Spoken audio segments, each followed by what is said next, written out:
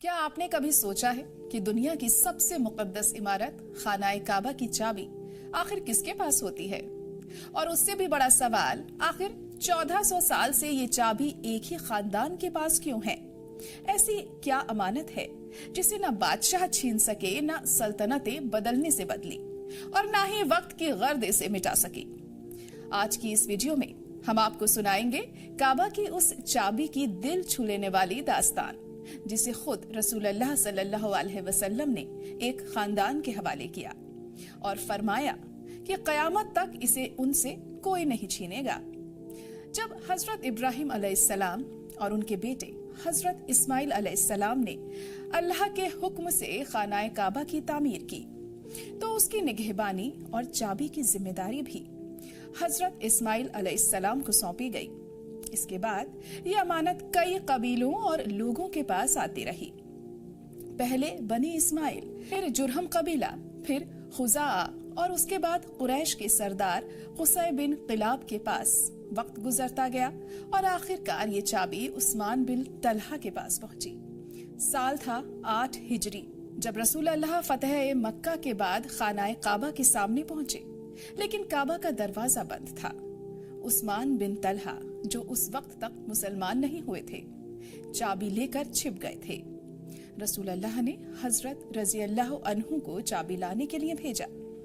حضرت علی نے چابی حاصل کی، دروازہ کھولا اور نبی کریم خانہ کعبہ کے اندر داخل ہوئے۔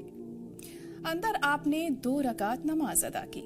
اسی دوران رسول اللہ نے چاچا حضرت عباس رضی اللہ عنہ نے عرض کیا، یا رسول اللہ، اگر کعبہ کی چابی ہمیں دے دی جائے تو ہمیں حاجیوں کو پانی پلانے کے ساتھ ساتھ کعبہ کی نگہبانی کا بھی شرف حاصل ہو جائے گا۔ یہ ایک اہم لمحہ تھا۔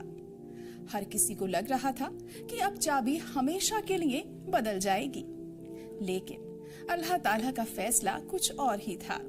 اسی وقت قرآن کی سورہ النساء کی آیت 58 نازل ہوئی، بے شک اللہ تمہیں حکم دیتا ہے کہ امانتیں ان کے حقداروں کو لوٹا دو۔ رسول اللہ نے فوراً اس حکم کو سمجھ لیا۔ آپ نے حضرت علی رضی اللہ عنہ سے فرمایا کہ چابی واپس عثمان بن طلحہ کو دی جائے۔ جب حضرت علی رضی اللہ عنہ چابی لے کر واپس پہنچے تو انہوں نے عثمان بن طلحہ سے معافی بھی مانگی کہ چابی لیتے وقت سختی کرنی پڑی۔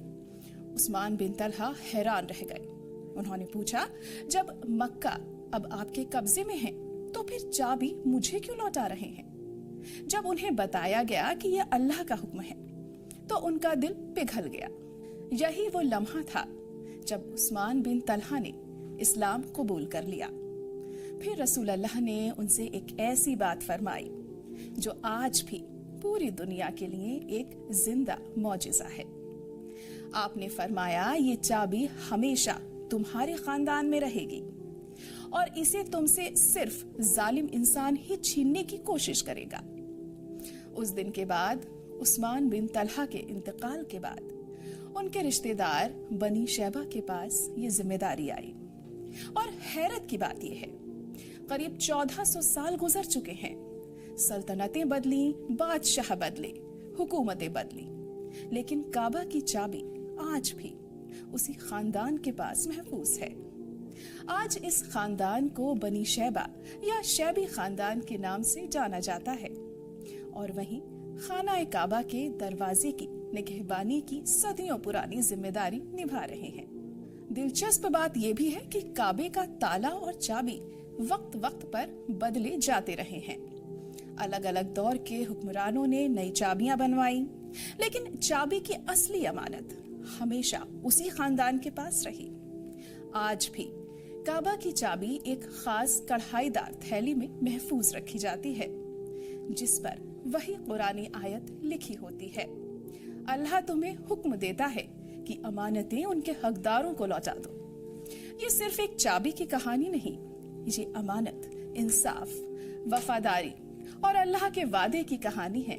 ایک ایسا پیغام جو ہمیں سکھاتا ہے کہ جب کوئی امانت کسی کے حوالے کی جائے تو اسے اسی کے حقدار تک پہنچانا ہی اصل ایمانداری ہے۔ اگر آپ کو یہ مقدس اور دل کو چھو لینے والی داستان پسند آئی ہو तो वीडियो को लाइक करें, शेयर करें और चैनल को सब्सक्राइब करें।